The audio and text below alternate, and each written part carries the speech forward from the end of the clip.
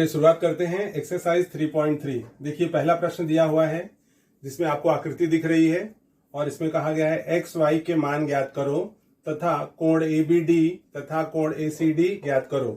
तो आप आकृति देखिए। आकृति में सर्वप्रथम हमें एक्स और वाई का मान ज्ञात करने के लिए कहा गया है। देखिए हम एक्स और वाई का मान कैसे ज्ञात करेंगे। हम लेते हैं त्रिभुज एबीसी। इस त्रिभुज के अंदर आप देखो भुजा एबी सर्वांगसम है भुजा एसी। भुजाएं सर्वांगसम हैं तो उनके सम्मुख कोण भी सर्वांगसम होते हैं। ऐसा आपने समद्विबाहु त्रिभुज प्रमेय में देखा है। तो चलिए शुरुआत करते हैं। यहाँ पर हम लोग लेंगे यहाँ पर त्रिभुज एबीसी में दिया हुआ है भुजा एबी सर्वांगसम भुजा एसी। कारण है यहाँ पर दत्त, ये आपको दिया हुआ है।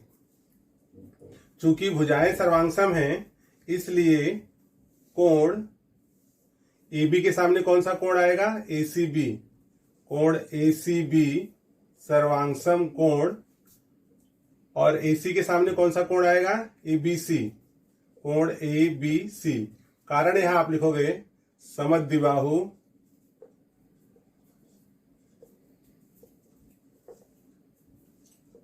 समद्विबाहु त्रिभुज प्रमेय।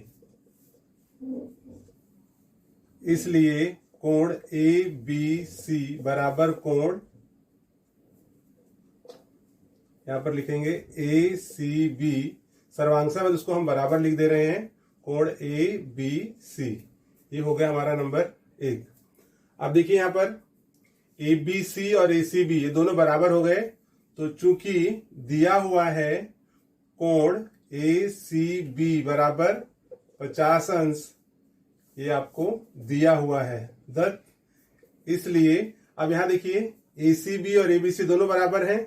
यहां पर ABC का मान कितना मिल रहा है? X। तो अगर यहां पर ACB 50 है और ABC X है तो इसलिए यहां हो जाएगा X बराबर 50 अंश। ये 1 हो गया, इसको आप दे दोगे 2 और यहां हम लिख देंगे 1 तथा 2 से। तो इस प्रकार से हमें विद्यार्थियों x बराबर 50 x का मान मिल गया। अब आप देखिए यहां पर कहा गया है कि ABD का मान ज्ञात करना है। तो ABD का मान ज्ञात करने के लिए हम लोग लेंगे यहां पर कोण ABD बराबर, अब ध्यान दोगे ABD ज्ञात करना है तो यहां पर 2 कोण आ रहा है। एक कोण ये मिलेगा ABC और दूसरा DBC ये कोण। तो इन दोनों को जोड़ देंगे तो यहां हो जाएगा कोण ABC प्लस कोण DBC। यहां आप लिख दोगे कोणों के योग, कोणों के योग। ABC का मान कितना है? X और X कितना मिला हुआ है? 50 अंश प्लस DBC कितना है? 60 अंश और ये मिल गया आपका 110 अंश। तो कोण ABD कितना मिल गया? 110 अंश। तो इसी प्रकार विद्यार्थियों जैसे हमने ABD का मान ज्ञात किया है वैसे ही हम ACD का भी मान ज्ञात करेंगे। विद्यार्थियों जैसे हमने ABD का मान ज्ञात किया उसी तरह से हमें ACD का भी मान प्राप्त होगा। तो सर्वप्रथम ACD का मान ज्ञात करने के लिए हमें y का मान भी ज्ञात करना होगा। तो आइए पहले इस त्रिभुज के अंदर चलते हैं। त्रिभुज BDC में, इस त्रिभुज में आपको दिया हुआ है भुजा BD सर्वांगसम भुजा। देखिए BD सर्वांगसम है DC, ये दिया हुआ है आपको, इसलिए यहां पर दत्त लिख देंगे। चूंकि भुजाएं सर्वांगसम हैं तो उनके सामने के कोण भी सर्वांगसम होंगे। तो कोण DBC सर्वांगसम कोण DCB। कारण होगा समद्विबाहु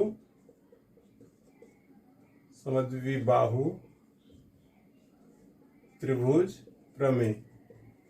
इस प्रमेय के द्वारा दोनों कोण सर्वांगसम हो गए। तो इसलिए कोण DBC बराबर कोण DCB।